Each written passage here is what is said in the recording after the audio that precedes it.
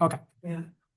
All right. Thank you for giving up a beautiful Tuesday evening. It is Tuesday, right? Tuesday evening here in Ladysmith. I appreciate you guys showing up. On behalf of Ron, why don't you introduce yourself? Hi, my name is Ron Lover. I'm a forester with the Department of Natural Resources, working out of the Ladysmith office here. And Pat? Pat Zimmer, other forester, working out of Ladysmith, covering Roskin, Sawyer County. And there's one more forester that works in. We have two more foresters here, Bob Hauser and Derek Jacobson. Okay. So depending on where your property is, wherever you want to sit, that's fine. They're fine. I was just gonna jump outside quick and take a look, see if there was any late arrival. I might heard someone pull in. That's good. So thanks for coming. Like I said, if you need to, the restrooms are just down the hall. We've got some snacks in the back too. If you'd like something to drink or something to eat, feel free to get up and go. Do whatever you need to do. My name is Bill Clace. I'm an extension forester with UW-Madison. And tonight we're going to talk a bit about getting to where you want to be with your forest. Oh, that's not very good. I got to change it. I'm sorry. Hold on a second. I sorry, Johanna. I'm going to switch the view because here it's not as good. Where's that? Bear with me, folks.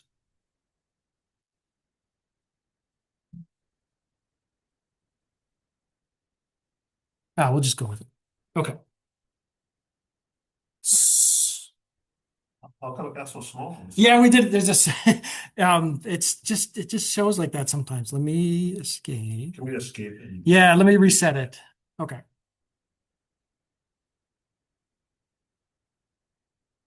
There we go. Okay.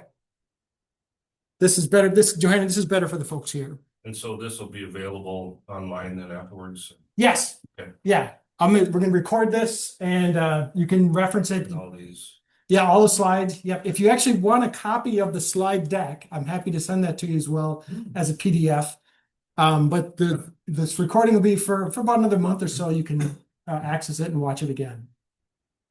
My name is Bill Clace, like I said, and my hope today and for over the next 4 weeks is to help you on your journey to getting the most you can out of your woodland, and whatever you might want to do with it. If you want better deer, more deer, if you want different kinds of hunting opportunities, if you want different kind of recreational opportunities, if you've got problems in your woods that you want to solve, over the next 4 weeks, we're going to talk a lot about many of the issues you might encounter and how to resolve those.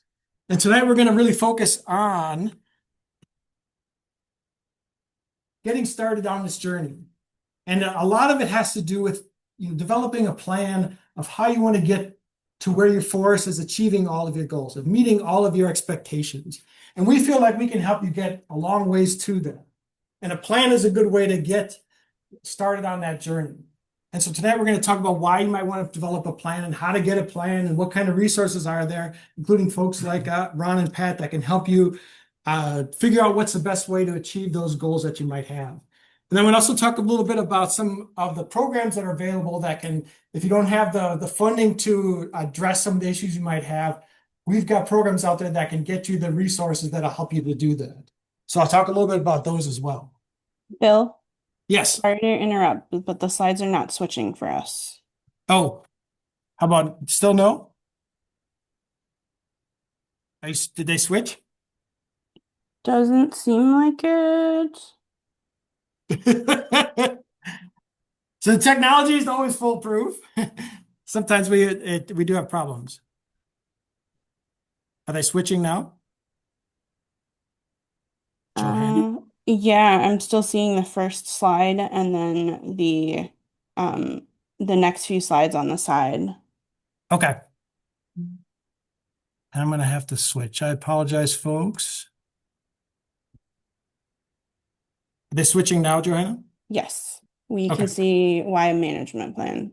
All right. So I apologize. We're going to have to do it like this. Next time we'll get a bigger screen so we can see this better. So let's start with a plan. A lot of folks skip this step. They don't take the time to think about, what is it I want to get from my forest?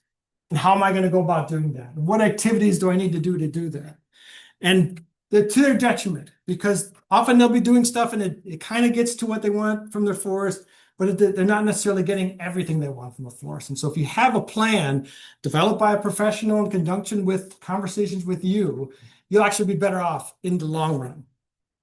Help you keep your forest healthy. And that's a lot of folks when I talk to, when we do these classes, they're really concerned about what should I do to keep my forest healthy? Are my trees even healthy? And the plan will help you address any health issues that you might have and ones that you might encounter in the future, depending on what kind of species you have in your forest. Like maybe you have ash on your, you might have still have some living ash in your tree, in your forest. And maybe you're thinking about how you can address emerald ash borer if it gets onto your property and things like that. It also helps you to figure out how to move from, is my forest really productive? Is it helping me to meet my goals? And if you don't have a plan, often you might be doing things in your property that to the detriment of it. And maybe it is a scenario where you get approached by a forester or a logger saying, hey, you got some really nice timber on your property. I'd be happy to give you $1,000 for all your trees. And you end up with a stand that you're not very happy with, and it's not very productive, and it's not meeting your goals at all. And those kind of short-term things are very common here in Wisconsin, that there are loggers and foresters out here in the state that are looking to buy timber, and they might approach you with what seems like a lot of money, but in the end, you're not very happy. You don't get exactly what you want, and you're not really happy with the results. So the map is a way to get, like I said, from where you are now and the condition your forest is now, and based on your goals to where you want to be in the future. The forest you work with will help to make your goals and objectives take into account in the plan they develop to help you to move you along, get you to where you want to be, based on the conditions of your stand now. And often when you work with a forester, and Pat and Ron are going to talk a little bit about the things they do in the forest when they visit a property and talk to a landowner and take into account what you have now, the characteristics and what the potential of your forest is to help you to get to where you need to be. So here are the steps that we'll need to take into account. First thing, like all of them, is to find some professional that can help you to answer your questions and figure out what's right for you. And then thinking about your goals, like I said, taking stock, what activities you're going to need, and then putting it all into paper and keeping that plan updated in the future. And I'll talk a little bit more about all of these. Finding a forester can be a difficult difficult for many people because they don't know who to contact, who to trust.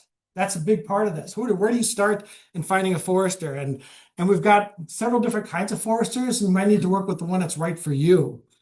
But like anything else, if let's say you got into an accident and you're taken into a court, you probably want to hire a lawyer because not all of us are well trained in the law. And so we hire a professional to help us with that. Or you might have problems with your teeth. You don't necessarily go to your neighbor and say, hey, can you pull my tooth out or something? Well, maybe you do. I wouldn't do that. I'd go to a professional and get them to pull my tooth out. So the foresters are the same way. We've got some really good institutions here in Wisconsin that are producing professional foresters.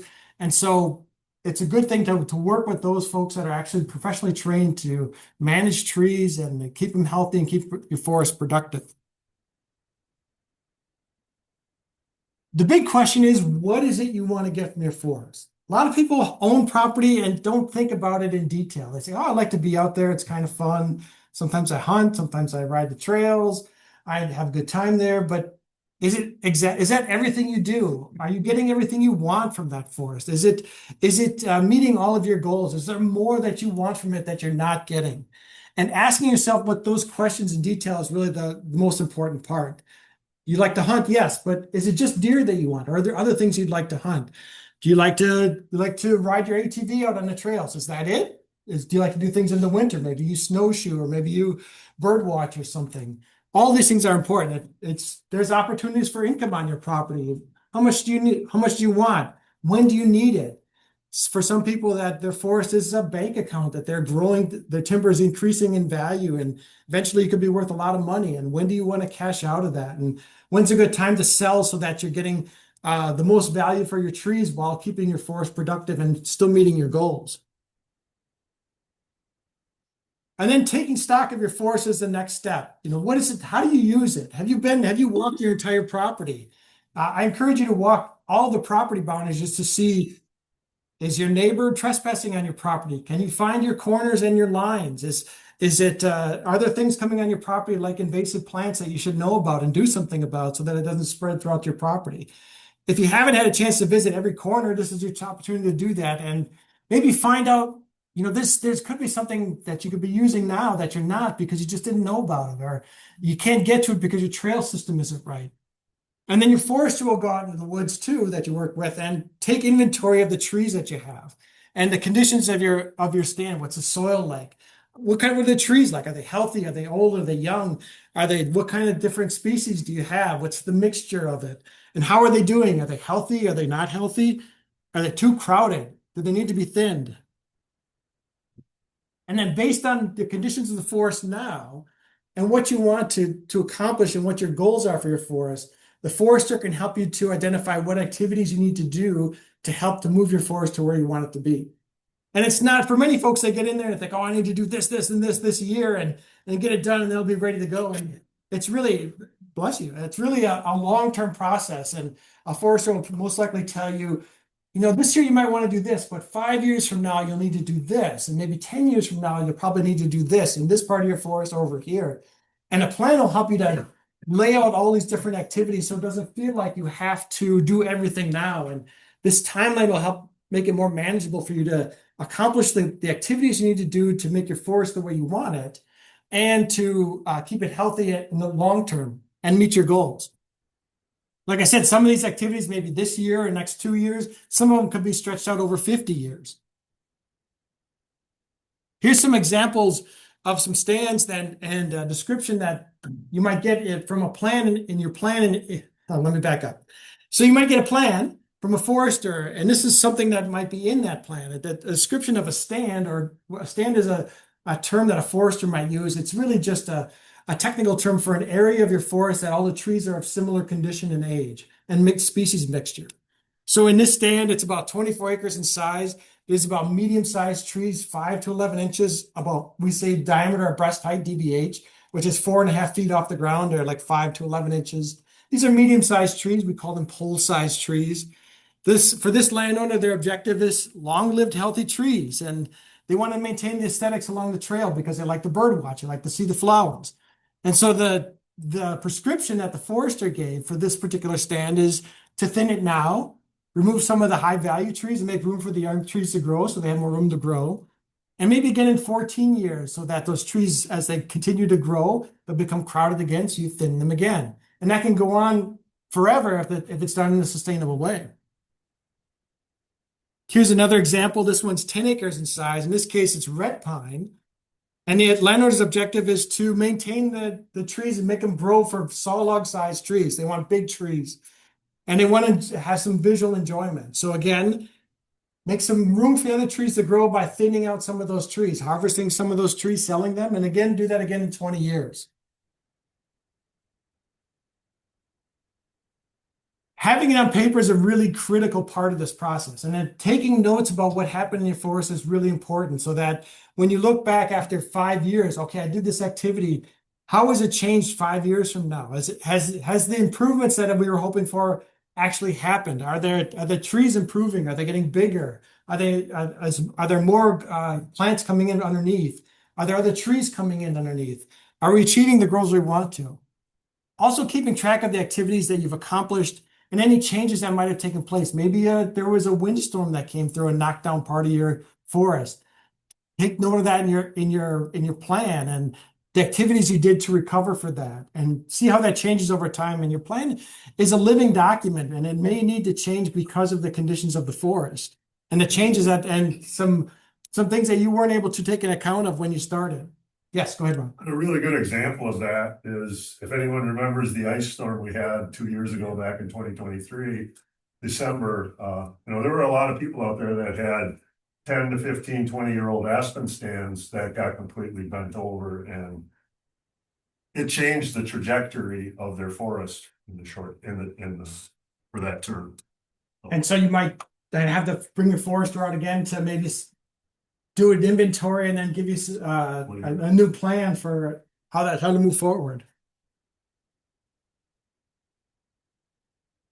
And then keep track of I think that keeping track of what activities you've accomplished and what you need to accomplish in the future, that's where your plan is really an important part of making sure you achieve your goals for your property. And don't keep it on your shelf. Like I said, it's a living document. A lot of folks get their plan, they look at it once and put it away. And it's a good idea to bring it out every year and read through it. Is this still what we want to do? Is it still what we want to accomplish? Is it still what we want to look like in the future? How can we change it if it isn't? What has changed in our life? All of our lives change and our priorities change over time. And at one time we might have wanted to do this, and now that we're older, we might want to do something else. There is some opportunities if you really want to plan. I'm going to talk a little bit about some of the programs out there in a few minutes that can help you pay for a plan, pay for the services of a forester to write a plan. Right now, we're offering an opportunity if you don't have a plan. Can I ask how many folks are in the Managed Forest Law program here? A few of you? Okay. Anybody have a stewardship plan that isn't part of the Managed Forest Law program? So we're offering an opportunity if you'd like a stewardship plan, which is a pretty good plan by itself, and it'll lay out a lot of these things that we've talked about. We have this stewardship plan program now. My colleague who's online is actually in charge of that program. If you're interested in getting a plan, that the costs of paying the forester to develop the plan are covered by this program. And so if you really want to plan, I can connect you. I'll send the information from my colleague in the email tomorrow. You can write it down now if you'd like, but I'll send it tomorrow along with the link to the recording of the presentation. If you want to contact her to talk about getting a stewardship plan and to learn more about the program. But there's other programs as well. As you can see, we have a Wisconsin Forest Land Owner Grant Program, and the Natural Resource Conservation Service also has some opportunities to get some funding as well. So stewardship plan is basically the same as an MFL plan, but it's not in the MFL program. The MFL plan has a lot more details in it. The stewardship plan is still a really good plan. Ron, you want to tell the difference? Go ahead. Yeah, I mean, a stewardship plan, and Pat, you've seen what the latest template looks like.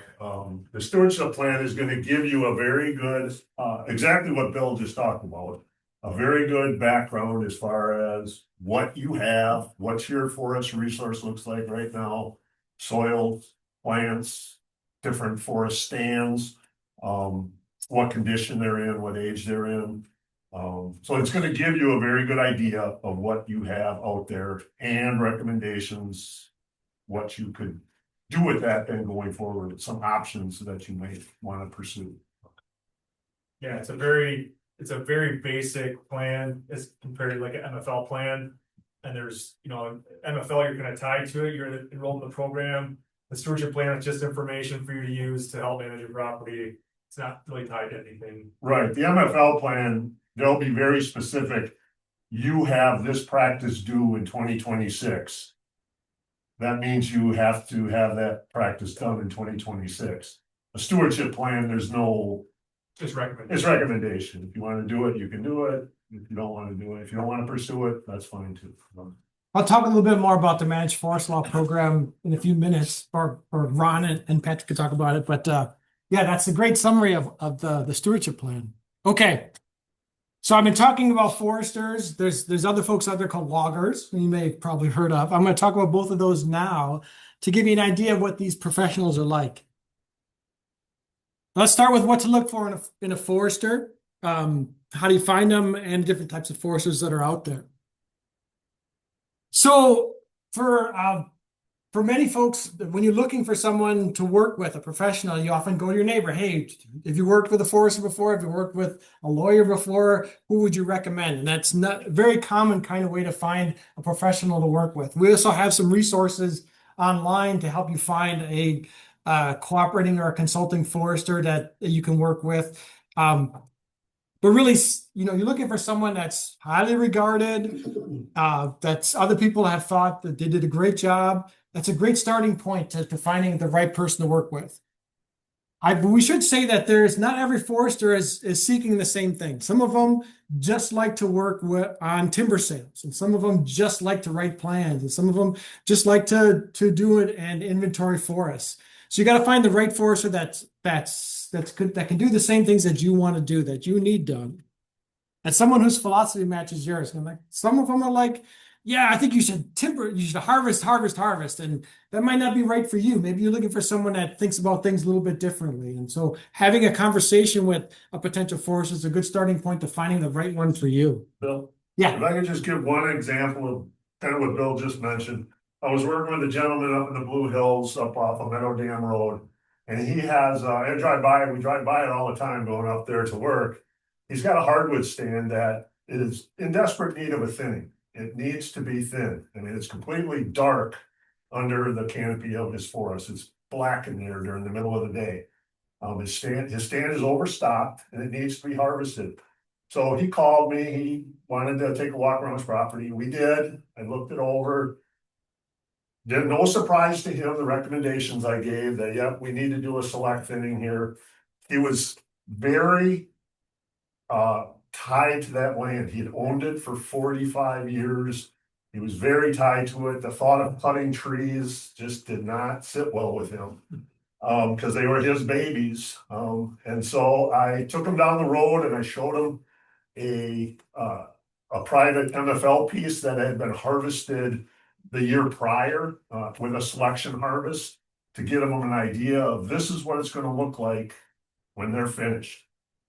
And then I took them to an area in the county forest where they had harvested about 7 or 8 years earlier. And I said, this is what it's going to look like in about 7 or 8 years, much more full and thick and coming back.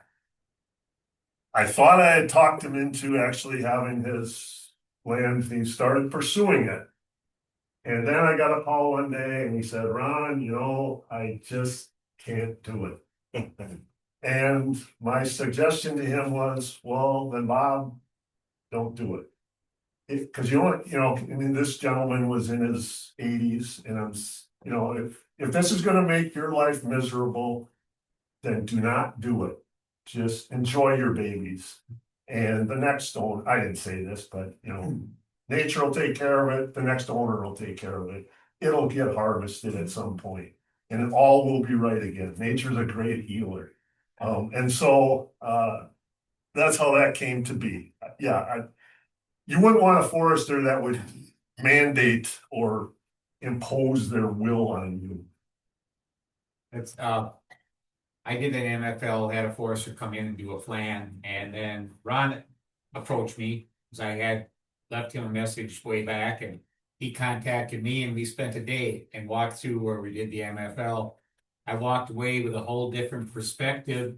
He had some, different opinions, but he, agreed with what the other person did, but he gave me some other ideas that could work in with it. So again, I got a feeling of, all foresters aren't the same.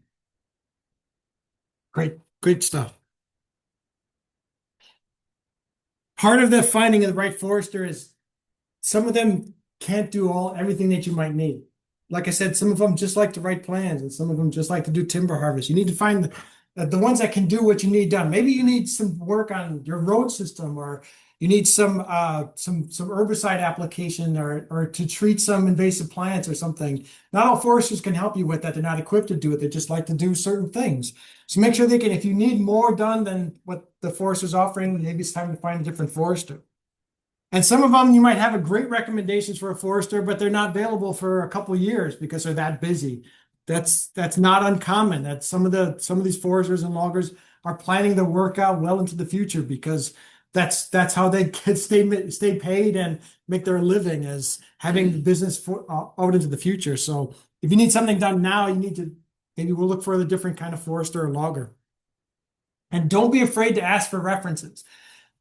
I know that can be hard and many people don't like to do it, but if nothing else, just ask. And if the forester or logger isn't willing to give you references, they're probably not someone you want to work with. They should be happy to provide people that can speak well about the work that they do. So don't be afraid to ask. If you never use it, that's okay. But you can learn a lot by just asking for it and see what kind of list they give you of people you can contact. And if you do contact those folks, ask them all kinds of questions. Were they professional? Did they treat you well? And if you can, go and visit the property to see what it looks like afterwards and to see how the forester did or the logger did. And ask about insurance. They should have insurance that covers themselves and anybody else that works for them, even if it's a subcontractor, because if they're working on your property as an employee of you, you're paying them. They get injured, you might be liable for any costs associated with the injury. So don't be afraid to ask for proof of insurance. They get asked these kind of questions asked all the time. They should be happy to provide it. They might not have it with them. They might be able to have to send it to you later, but don't be afraid to ask for it. And don't be afraid to ask how they want to get paid. It's not uncommon that they might have different ways. Some foresters like to get paid by the size of the property. Some like to get paid by a percentage of the sale of the timber that you might do in a harvest. Some of them might want to get paid by the hour or the size of the job, or maybe a combination of those. Don't be afraid to ask how they want to get paid. Okay, so I said there's different kind of foresters out there. Ron and Pat are both public foresters. In a minute, I'll let them talk about what their jobs are like. We also have private foresters, and they're kind of in two broad categories. Private consulting foresters that are folks that work for people like yourselves. They work for private individuals or families or companies that own land as a private consultant. And then there's some foresters that might work for a mill or for a logger, and they're there to help landowners, but also they want to buy timber to supply to either keep the loggers working or provide wood to the mills. So why don't I let Ron talk a little bit about what he does as a DNR forester?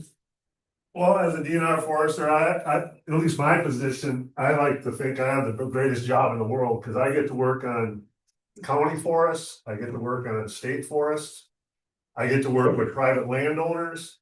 And now that we have the Good Neighbor Authority program where the Department of Natural Resources is working with the Forest Service to help manage national forest lands, I also get to work on the national forest. So I get to work on all levels of forests in Wisconsin and here in northern Wisconsin where we live.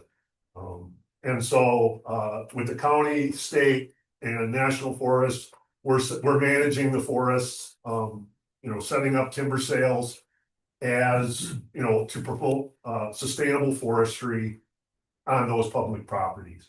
With private landowners, same thing. I'm out there trying to help that landowner meet their goals, whatever it is for their properties. And again, as Bill's already kind of alluded to, different landowners have different goals and different, reasons for owning their woods. And so I try to do what I can to help them, give them recommendations to see that they, get the outcomes that they want for their forest. Point out any potential problems or hazards or things I might see that they might not be aware of, going forward.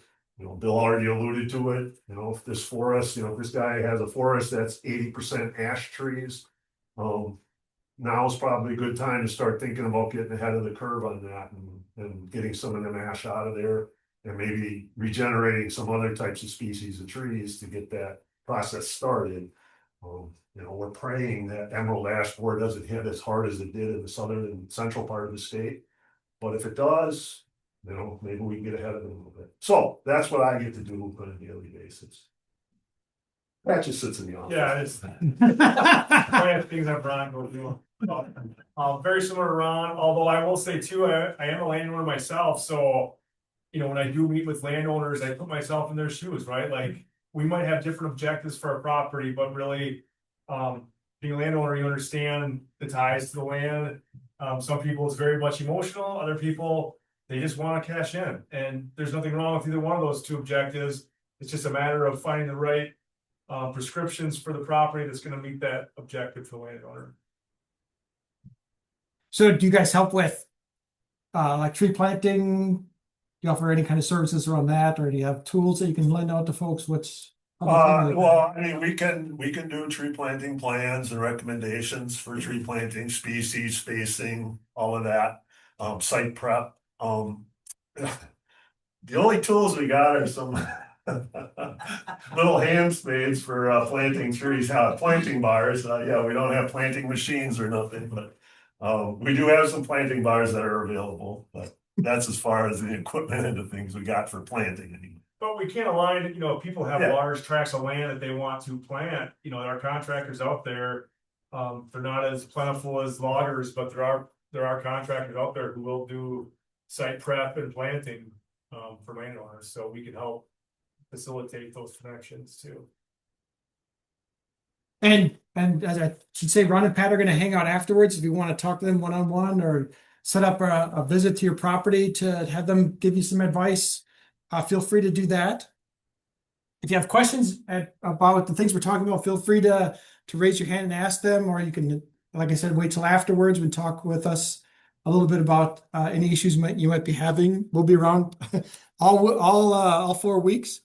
So the private consulting foresters, why might you hire someone to do that? Well, they have knowledge about what the timber might be worth, what different mills are buying, what loggers might be available, what's the appropriate practices to do to your forest to help them meet your goals. So there's a lot of good reasons to hire someone.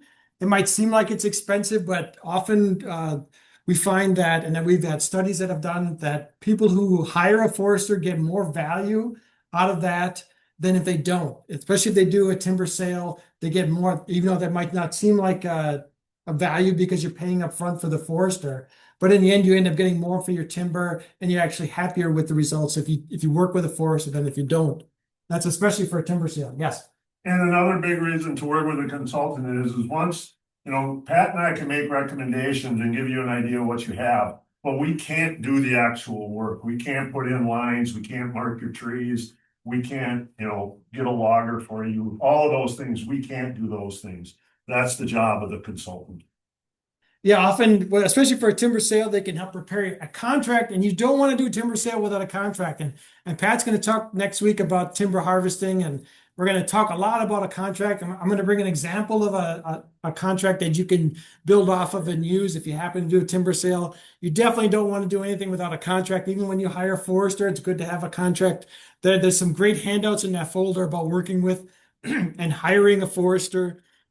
Just to add on that real quick too, and we'll go into it next week, but also all contracts are not created equal. So I don't know what the examples Bill will have, but I've seen examples where some of the contracts that a logger contractors provided were very short and maybe not the greatest, not very informative. Really weren't, there are a lot of loopholes left in the contract, so it's important not just to have the contract, but also what's in it and does it make sense for what you're having done in the property.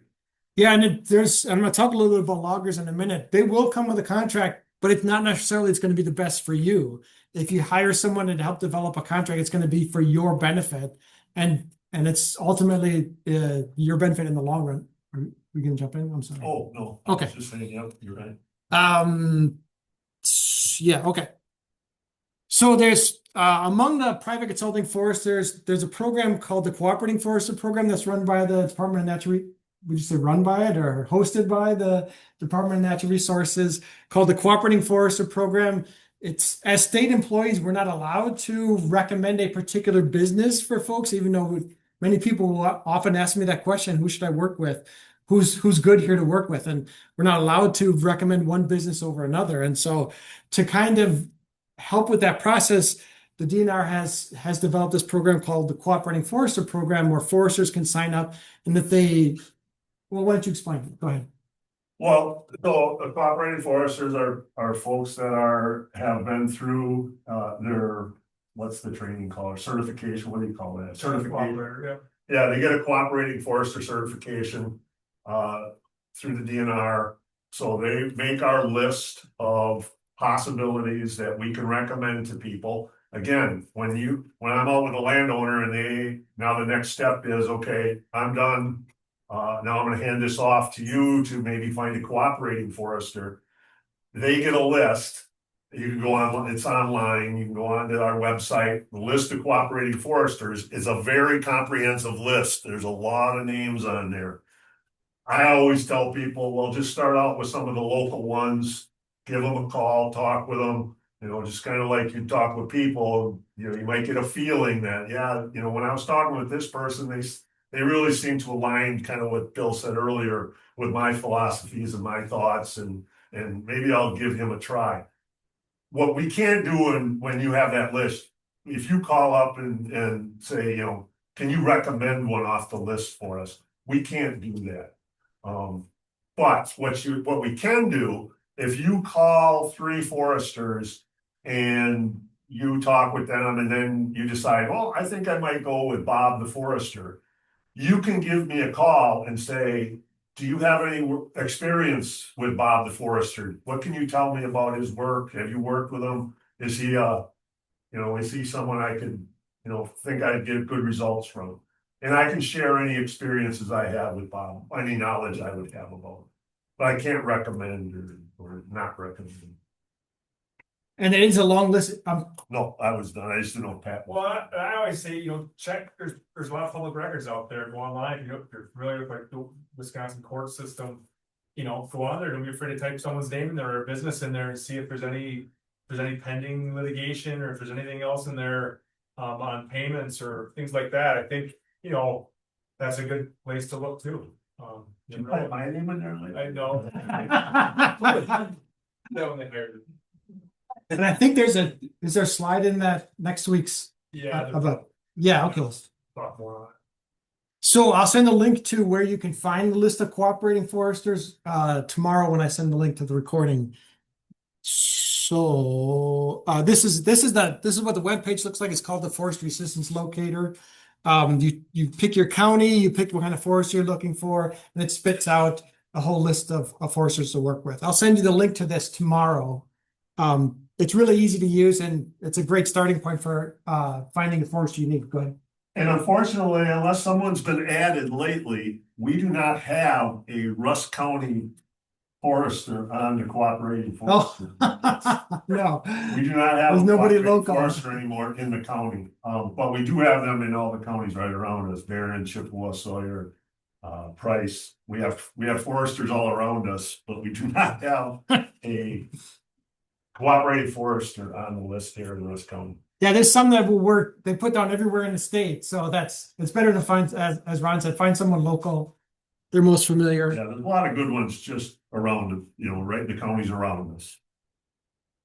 Okay, so let's talk about working with a logger. Has anybody done a timber harvest on their property? Those folks in the MFL probably have, other folks too. Good. There's no state certification program for loggers in the state. There's no state certification program for foresters in the state. Anybody can put some paint on the side of their truck and throw a chainsaw in the back and say that they're a forester or a logger. So it's to your benefit to take your time to find the right person to work with. Fortunately, we do have a lot of mechanisms here in the state to find a good logger to work with. Working with a forester is a good step in finding the right logger to work with. But if you're determined to do it on your own, I'm going to give you some guidelines to help you find a good logger to work with. And these are the 4 points I'm going to talk about, starting with training and education. And there is a training and education programs here in Wisconsin. They're run through the Forest Industry Safety Training Alignment. It's FISTA. It's called FISTA. If you talk to a logger and you ask, hey, do you do any continuing education? They say, oh, I do. I work through FISTA. I go to FISTA trainings 3 or 4 times a year. That's a good sign. That means that they're kind of committed to the profession. Anybody can just decide, I'm a logger today. I got a chainsaw, and they're going to cut your trees and make some money. Find the ones that have committed to the profession. There is a professional association of timber. The Great Lakes Timber Producers Association is a professional association of loggers here in the state. If they say they're a member of the GLTPA, that's another good sign. They're probably someone good to work with because they're committed to the profession and the reputation is all they have. If they participate in the Sustainable Forestry Initiative, that's another good sign. And say, yes, I'm SFI certified. That's another good sign. That's someone you want to work with. That means they have a third parties that come out and audit not all of their work, but many of the things they do, from their books to the how they use the chemicals they use in their hydraulics to how they do timber harvesting and silviculture management. All good signs. These are the kind of things you want to be looking for when you talk to a forester or talk to a logger. And then, do they have experience in the timber types you're working on? Some loggers are very specialized. They only like to do big timber, clear cutting operations. And some of them just want to do single tree selection, and some of them can do everything. So you need to find the right logger for what you're trying to accomplish on your property. Then they might travel quite a distance to come and do the timber harvesting. So make sure they're familiar with the timber types that you have here. Again, this is a good place for the forester you work with to vet the logger, the list of loggers out there to find the right one for your property. And references, again, I know people hate to do this, but don't be afraid to ask for references. They should be happy to refer you to landowners that they've worked with. If you have the time, go and visit those sites, talk to the landowner and ask if you can see what their operation was like. Did they destroy the roads? Did they leave a lot of trees laying around and a lot of damage to the residual trees? It looked terrible. Or did the landowner say they did a great job? I loved everything they did. They were great to work with. They are happy to listen to my concerns. Don't be afraid to ask. If they're not willing to give you references, they're probably not someone you want to work with. Also very important, did they pay on time? Yes. Oh, Getting your money. absolutely. And ask them about insurance. Again, they're working on your property. You want to make sure that they're insured and that any subcontractors they work with are insured. Some loggers just do timber harvesting. They subcontract with someone else to haul the logs from where they're harvested to the mill. There might be 2 subcontractors there, and make sure their insurance covers those folks too. Again, don't be afraid to ask a proof of this insurance. They get asked this question quite frequently, and they should be more than willing to give you that proof of insurance. If they're not, probably not someone you want to work with. Anything guys want to add about loggers? You don't have to. But there's something you want to add. Touch on the next one. Okay, He's gonna- great. So let's talk. Like I said, there's programs out there at the state level and the federal level, and there's some nonprofit organizations out there that can help you as well. I'm going to talk a little bit, and I'm going to ask Ron and Pat to talk a little bit about these as well. I already mentioned the stewardship plan project that my colleague Johanna, who's online today, stewards. I'm gonna, like I said, I'm there. If you're interested in getting a stewardship plan, here's an opportunity to get one for free. The cost of the logger's time is covered through the program. So I'll give you connection information to this tomorrow. There's 2 state programs out there for landowners that own forested land. The Wisconsin Forest Landowner Grant Program called Wiffle Gap and the Managed Forest Law Program. We've talked a little bit about both of these. I'll let Ron and Pat talk about the Wiffle Gap program. You got a couple of handouts in your folder about the Wiffle Gap program. Go ahead, Ron. So the Whipple Gap program, everybody got this in their, a copy of this in their folder. The Whipple Gap program is available to folks that own at least 10 acres, but not more than 500 acres in Wisconsin, contiguous acres. The Whipple Gap program is a cost sharing program, 50-50 split. Within the cost sharing program, though, there are priority areas. And so the number 1 priority is management plan preparation. So this is to get land or encourage landowners to get a forest management plan written. A lot of people that are thinking of getting into the MFL program will do this because it will pay for half of the plan. And an MFL plan, as we already kind of talked about, goes into a lot more detail and depth than just a stewardship plan. So that's the number 1 priority for this. Tree planting is another, that's the second priority, tree planting, and then forest health. Anything that would have to do with forest health, site prep, for planting, invasive species, what else is there? Those are the biggies with forest health. And then anything that may help protect waterways, watersheds, that may be present on your property. Those would be priority 2. Then there are other priority levels, but rarely, this program is very popular. It's first, you just apply and they have, do you know the number of cycles they do every year, Pat? I do not know. I think it's I'm not sure if it's 2 Two or or 3. There's 2 or 3 cycles. You apply, there could be 50,000 applications there. Takes a while, might take a few years to get to yours. So this isn't something that you're going to apply and get in 3 weeks or 6 months. It might take a year, 2 years, 3 years. I'm not sure what the turnaround time is. but it's basically first come, first serve. As long as you meet all the criteria, you have a very good chance of getting those. So the process is like you want to do some tree planting, they come to you and say, I'd like to do some tree planting and I want some of the costs to be covered by the Whiffle Gap. Yep, And then so that then you apply and you have to get approved and then do the work, oh, it right? says right there, 4 times per year. For Yeah, yeah. So if they know they're gonna wanna do tree planting and they want help doing it, they could certainly apply for the Whipple Gap. It's just that it might take, might not be able to do it next planting season. It might take a year or 2 or 3. So you would just have to keep that in mind, that if you want this cost sharing program, you're gonna have to wait till you're awarded it. And I don't think you can do the planting and then get reimbursed for Right. it. It has to be approved prior to implementation. Right, work cannot be done before the Whipple Gap award is given, no. Not retroactive, we can't go backward. Okay. And get it after the fact. we mentioned the Managed Forest Law Program or MFL a couple of times. Many people have heard about it and they think that it's just something that they can sign up for and get a big tax break, a property tax break.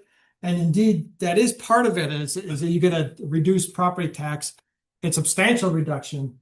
But there's more to the program than that, and it's really might not be for everybody. And I think some people that join realize, oh, I have to do all this work. I have to do the timber harvest. I have to do what's required in the plan, and then realize it's not for them and want to get out, and then there's a big penalty for it. So it's not something you go into lightly, because the goal of the program is to keep forest products flowing to the mills here in the state. It's to support the industry in a sustainable way.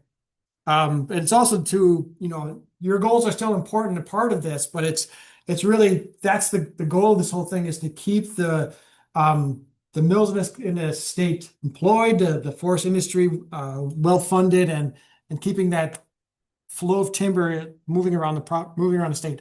I don't know why I'm having problems talking today. It's really warm in here. I apologize. Okay. Yeah, go ahead. And it's its goal, because you're gonna have a forest management plan written for it. Its goal is to have a nice, healthy, sustainable forest. Yes. That's the goal. That's what we want. And to do that, like Bill says, you're gonna have to cut trees once in a while if we're gonna have a nice, sustainable forest going forward. You may have seen some properties with the tree farm. Anybody in the tree farm program? Well, if you're in MFL, you're in a tree farm program. But anybody other than there's this tree farm program is another thing that's here in Wisconsin. Then it's a landowner organization that you can participate in. There's field days. There was just one a month ago at a property to see what that property owner is doing to manage their forest. It's a great way to get it's a certification program, and the timber you sell can be, I'm not describing this well. How should I describe it? If it's certified, you can sell to certain mills that require certified timber. Let me just set that aside. So when you join the Managed Forest Law Program, you are automatically eligible to be part of the tree farm program if you're interested in doing that. There's a lot of technical assistance that's available, and like I said, you get this management plan that'll help you sustainably manage your forest. There is a low property tax, and then I'm going to give you the numbers in a second, and those numbers don't change very frequently. What is it, like every 5 to 10 years they might adapt them, and you can close up to 320 acres of your property to the public. The other part of the program is that they're creating opportunities for other people to go and utilize private land for hunting and recreating on, if they're in the Managed Forest Law Program, and their property is open to the public. So you can either close your property or open your property. And there's different tax rates associated with that. But you can't just enter any parcel of land into the program. It's got to meet certain criteria. It has to be at least 20 acres in size. A forest has to be 20 acres in size. It has to be productive forest land. It can't be just a scattering of trees or a swamp land. You have to have a management plan, and there's programs that can help pay for the management plan. And there's a big time commitment. It has to be 25 or 50 years. And so if you're not ready to commit to that kind of time frame, this might not be a program that's right for you. Here are where the current tax rates are. If your land is open to the public, which means open to hunting, open to like cross-country skiing, hiking, but not motorized use. It's $1.90 per acre. That's what your property tax rate is. If it's closed, it's almost $10 an acre. So that's what catches people's eyes many times is like, wow, this is a huge property tax savings. But most likely you'll be doing some timber harvesting in the near future, whether it's 5, 10, 15, 20 years down the road. So it's a great program. You get a lot of professional assistance and technical assistance, but there's some requirements for participating. Yeah, I just think with the MFL program, it seems to me, there's still a lot of just carryover. Most or a lot of people anyways think if I get into the MFL program, I gotta let people come onto my property. You don't, you have the choice. You can either choose to let them and get a much lower tax rate, or you can close it and not let anybody on your property pay more in taxes. But you do have a choice.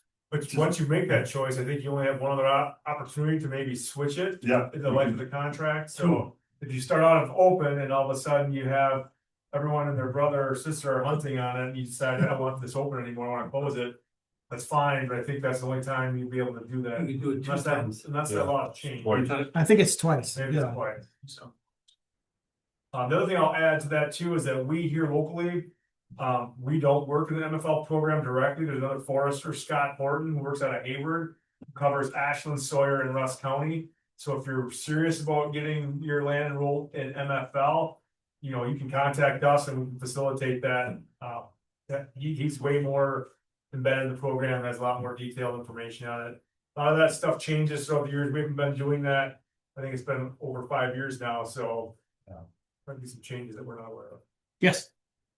I have land in MFL and it's coming due, I think in 2027, 2028, and then a timber harvest is due. Do we have to work way ahead of time? Like, should we get started now on a new contract and redoing all of this? Cause the 25 years is just about up. So you're talking about getting a new MFL, re-upping into the MFL program? Right, after a contract that's gonna be due that's gonna be fulfilled after 25 years. Yeah, normally, what is it, a year or 2 years ahead of time, they'll usually send you a letter saying Okay, your property is, coming up and they're gonna be expiring. These are the steps we need to take to get it re-enrolled if that's what you're gonna okay, choose I to. haven't gotten that yet, but Okay. that's good to know. Yep, And- same thing with the mandatory practices. Usually you'll get a letter about a year ahead of time or year and a half ahead of time saying you have a mandatory practice scheduled for, 2026. And that way, yeah, because all these things, like Bill already kind of alluded to, just to get a forester, on board to come out and write a plan for you or get you re-enrolled might take a little time. So yeah, we don't want to just give you a month to do that, so. But I wouldn't Right. wait. You might wanna, I would recommend maybe reaching out to Scott Horton and just letting him know, just to make sure nothing's changed. I don't know when they send those out, if it is a year in advance, but just to make sure you don't miss that opportunity if you do wanna re-enroll it. I know there have been people who it has expired and then they're, Well, unless they did, yeah, I guess Or- if they missed their letter, and if they just didn't, Yeah, I'm planning on re-enrolling it. Yeah. yeah. I mean, if you're getting that close, like I said, normally you're gonna get a letter within, I can't remember if it's a year. This is why we don't do it, because these things change and Scott, that's all he does is MFL stuff. It's almost like you gotta be part forester, part lawyer. And we're Go not ahead. smart enough. that's it. Go ahead. I like the MFL because it's a plan that tells you what's there and what should be done and they notify you when it should be done. One thing I'd like to note though is that when you get into the northern part of the state, the tax rates aren't that high, and so the advantages aren't that as great as they are In fact, I've seen it where this tax rate, when you closed it, was more than the tax rate if I'd have just left it out. Yep. The other thing is, I had a forester, I had a piece of property, there was no market for the timber. And it was due in 2014, and we didn't get around to it till about 2021 maybe. But then he retired, and I got a new forester working with me. And he's got this idea that it's gotta be cut within a year, and it really puts you at a disadvantage when you want the best price for your timber. Because he's under this pressure, maybe the logger knows that, and I've seen some terrible prices coming out of my price for my wood, along with all the mills closing and stuff hasn't helped either. And there's so many situations, like, I'm thinking that, I'm just gonna give you a, for instance, the stand you're talking about. I don't know what kind of stand it was, so I don't know the whole history, but let's say it was an aspen It stand. was an oak hickory. Right. I was gonna give you the example of, we've got an aspen stand here that is ready to be cut now. Aspen, normally we manage it on a 50-year rotation age. After that age, aspen can start to die off pretty rapidly. So if it's ready in, let's say it was ready in 2014, this aspen stand, but whatever, the markets weren't good or whatever, okay, we're gonna push it off a couple of years. But at some point, we can't keep pushing it because we lose the aspen. If it starts dying out completely, now all of a sudden we lost our chance to regenerate that forest. So that's why foresters sometimes have to draw a hard line. And again, I'm not sure what your particular, all the stand details were, but yeah, sometimes the foresters have to be a little bit of a hard nose because we can't just keep pushing it on. Pat's going to talk about markets next week. So yeah, markets is definitely an issue. But yeah, that was a very good point you made about the cost of the tax rates. That there's a lot of places here where the benefits of getting in the MFL program from a purely financial aspect of tax savings is pretty negligible. Okay, let's switch gears a little bit. The federal government, through the United States Department of Agriculture, offers a couple of good programs, actually 3 programs that are relevant for woodland owners. I'm going to talk about 2 of those, the Environmental Quality Incentives Program and a Conservation Stewardship Program. There's handouts in your folder for both of those programs. There's, I'm going to give you, they're really run by the Natural Resource Conservation Service, NRCS. I'll give you the contact information for that person. Let me check off when we get to that point. But these are really good programs. There's quite a bit of money that's often available for folks like yourselves. The Environmental Quality Incentives Program. Again, if you got stuff you want to do and you want some help financial to pay for it, these are some good programs along with Wiffle Gap to help you pay for these different things. For these different activities.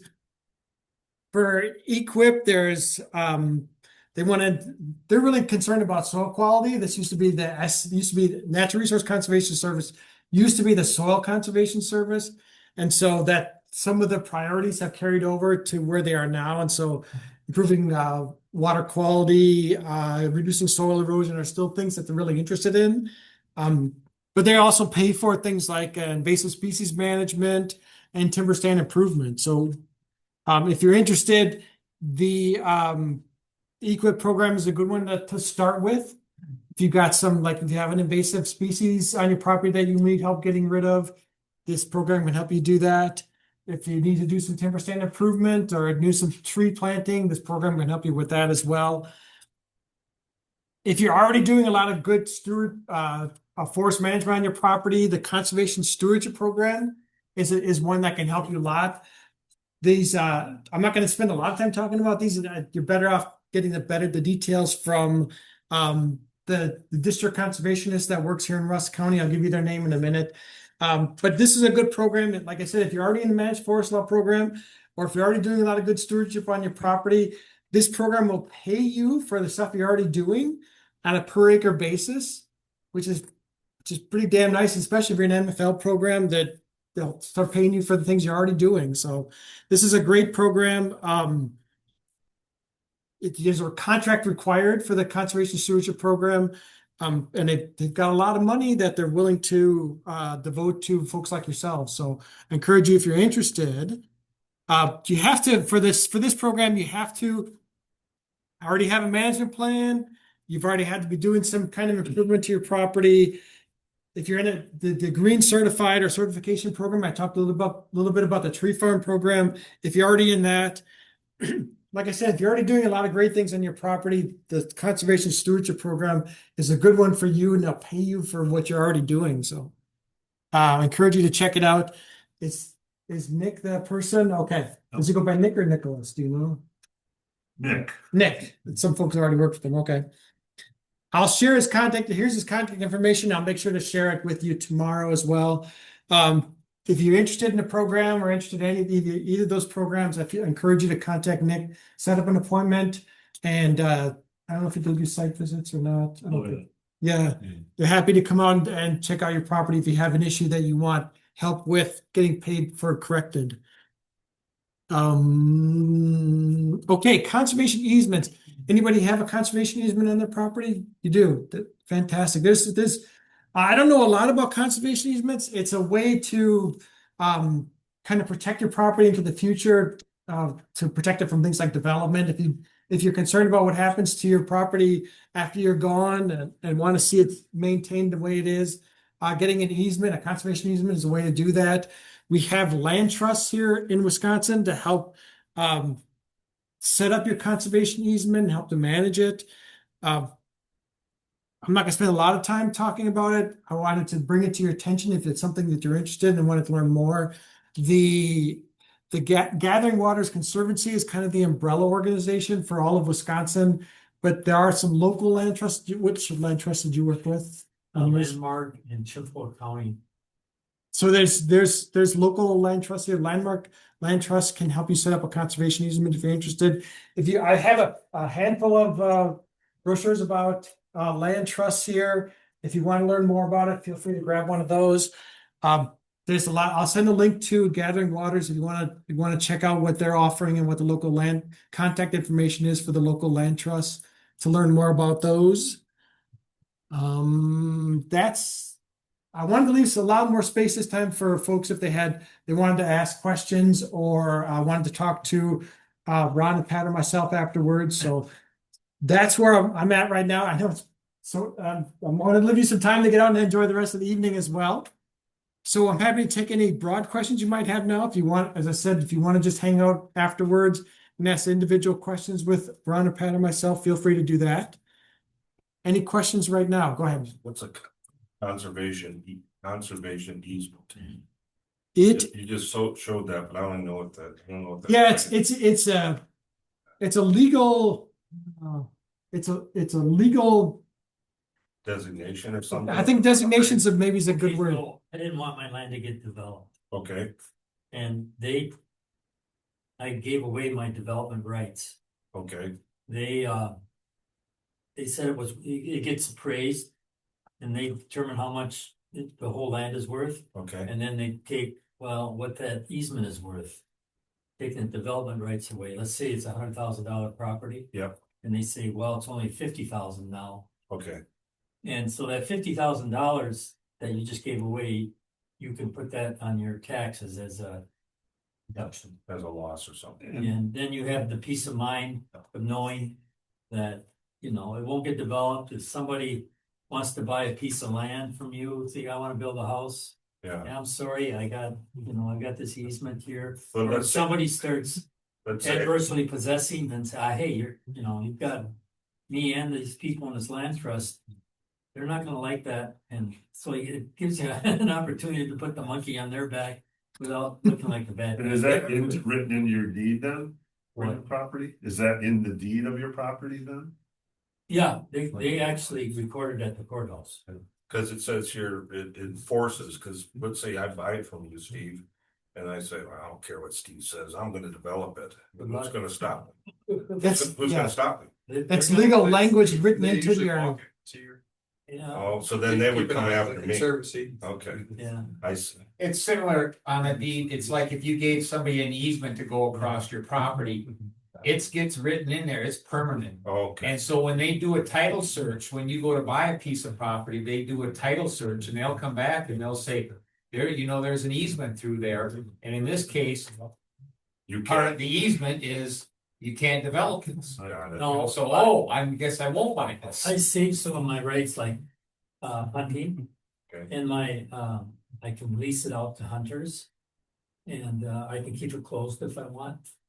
And I've never had a problem. It's been over 25 years. Well. And except one time, a new president came in and he didn't read it right. And he tried to tell me I had to leave it open to everybody. Mhm. I said, well, we better read a little further. And if you own 200 acres, you could say, okay, the 10 acres right along the road, I'm gonna leave that open to possible development. But this part of it, I'm not. You can tailor it, I believe. Well, you probably can, but who wants to do that? What is that? Does that help your taxes since the value that is down on the It's property? supposed to, but it's hard to convince the assessor.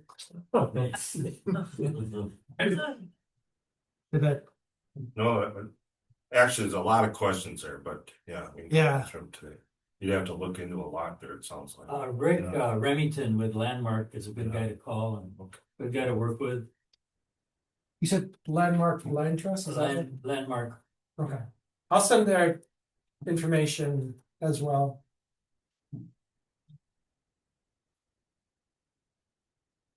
Okay. So we'll end there. Next week, like I said, we're gonna talk about timber harvest. And Pat's gonna walk you through that. If you'd like to stay and ask some questions or finish up the cookies in the back, there's cookies, right? Yeah. Yeah, a little bit easier class this week. Pat's gonna really, we're gonna have a run through next week.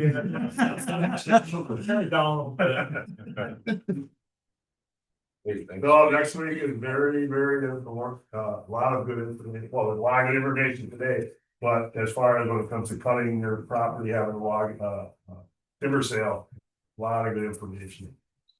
And if you finish your surveys, I'll take those. Otherwise, we'll see you next week. Thanks for showing up. Thanks, Steve. Thanks for explaining it too. Um, I'm kind of thinking, you gotta read about this where they say they have service. Yeah, everyone wants to break it. Slides. That's right. But I. You're older. I don't know. Appreciate it. But I would.